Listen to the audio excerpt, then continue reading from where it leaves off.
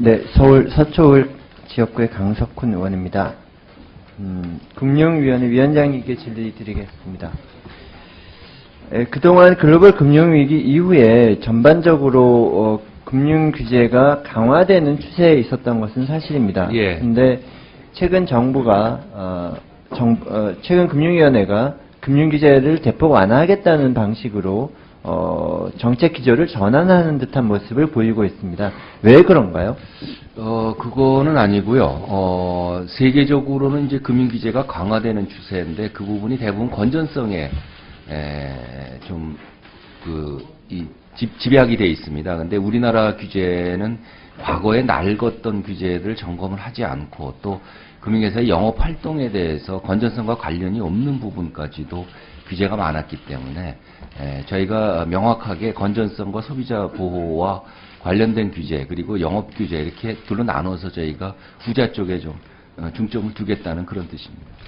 사실 그 규제 완화 부분에 대해서는 어느 역대 정부에서도 계속 규제 완화 논의가 있었습니다. 이번에 금융위원회에서 추진하시겠다고 하시는 금융 규제 완화는 과거의 규제 완화랑 어떻게 다르다고 하실 수 있겠습니까? 저희가 지금 생각하고 있는 규제는 소위 제가 뭐 덧칠 규제라고 할 수 있는 그 과거의 규제 위에 또 규제를 쌓고 하는 그 전면적인 개편을 통해서 하는 그런 규제가 하나의 큰 방향이고요. 그래서 과거 정부 같이 이렇게 몇 개 뽑아서 그러니까 건수를 이제 숫자를 찾는 그런 것이 아니라 전면적으로 한번 질적인 부분을 한번 보겠다는 거고요. 그리고 두 번째는 저희가 규제라고 생각하지 않는데 이 일반 국민들이나 금융위원자가 규제로 생각하는 소위 숨어있는 규제, 즉 그 협회라든지 공기업이라든지 또는 이런 데서 가지고 있는 구도지도라 이런 규제를 털어내겠다는 두 가지 큰 방향으로 보시면 되겠습니다. 근데 그 새로운 방향이 저는 동의를 하는 부분입니다만 실제 이제 규제 완화를 추진하는 방법을 보면 과거와 크게 다르지는 않은 것 같습니다. 그러니까 규제를 시행하는 주체가로 하여금 어떤 규제를 하고 있나를 리스트업을 하고 이것들을 현실에 맞게 이게 현재에도 타당한가 안 타당한가 이런 방식으로 접근하면 사실은 이 방식은 과거와 다를 바가 없고 그렇다면 그러한 방식의 규제 완화는 크다는 성과가 없었다는 것이 과거의 교훈이었던 것 같습니다. 이 부분에 대해서는 어떻게 생각하시나요? 네, 뭐 의원님 말씀 충분히 공감을 하고요.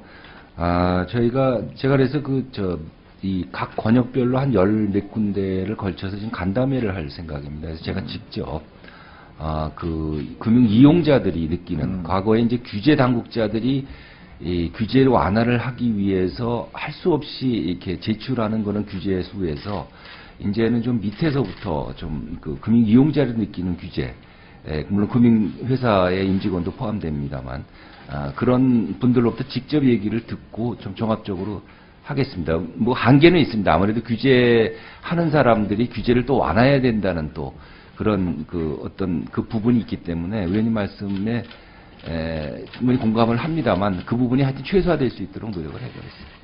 사실 중요한 게 위원장님도 말씀하셨다시피 질적 규제 총량 몇 개 줄이는 것보다는 질적 규제 질적인 측면에서 규제를 줄이는 것이 굉장히 중요한데 그 판단은 이게 질적으로 중요하다는 판단은 어떤 메커니즘으로 그거는 뭐 전문가들하고 이제 얘기하는 그런 방법이 최선의 방법이고요.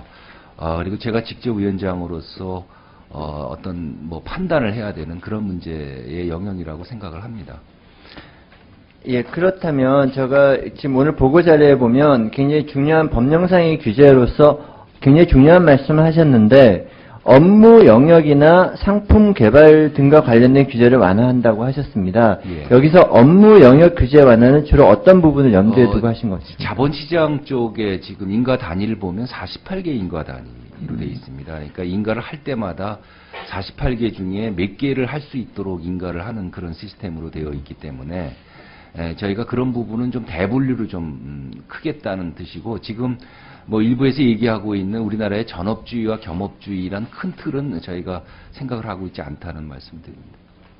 그러면 여기서 말씀하시는 법령상의 규제에서 업무 영역 관련 규제는 자본시장 관련 부분의 일부분에 한정되는 건가요? 아니요. 그건 아니고요. 지금 저축은행이라든지 뭐 여전업이라든지 이런 부분들은 그러니까 크게 보시면 세밀하게 돼 있는 업무 영역으로 칸막이식으로 돼 있는 부분을 좀 크게 큰 부분으로 나누겠다는 그런 뜻입니다. 그럼 상품 개발에서 관련된 규제는 어떻게 완화하실 예정이신가요? 그러니까 상품 개발도 마찬가지입니다.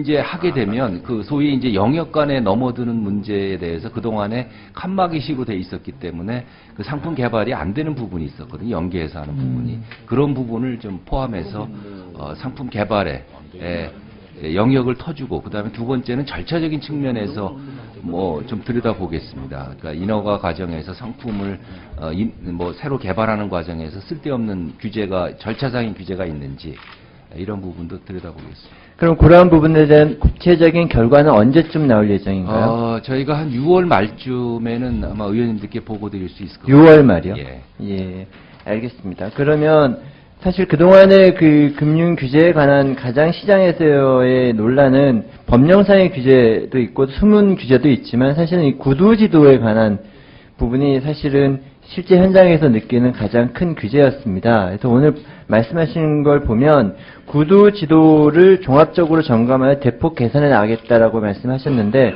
이 말은 향후 구두로 지도하는 일은 없도록 하겠다 이런 의미신가요?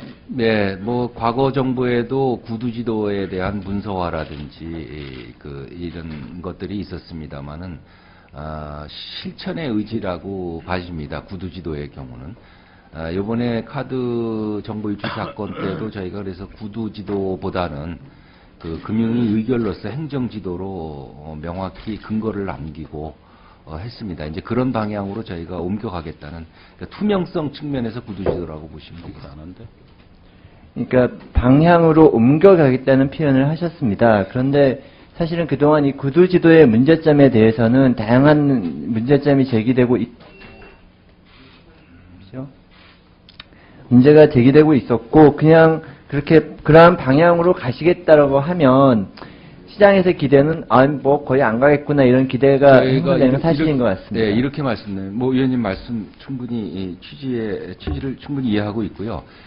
금융 시스템에 관련된 불가피한 구두지도가 있을 수가 있습니다. 예를 들어서 2008년도에 미국의 재무부가 은행장들을 소집해서 구제금융을 조건 없이 받으라고 하는 그런 정도의 시스템의 위기가 온다고 판단되는 그런 정도의 급박한 상황의 구두지도 이외에는 하지 않겠다는 말씀입니다. 이번에 금융규제개혁은 과거와 좀 다른 차원에서 실제 소비자들이 그리고 금융산업 종사자들이 느낄 수 있는 금융규제 완화가 되기를 기대합니다. 예, 그렇게 하도록 하겠습니다. 예, 수고하셨습니다. 다음은 이상직 위원님 질의해 주시기 바랍니다.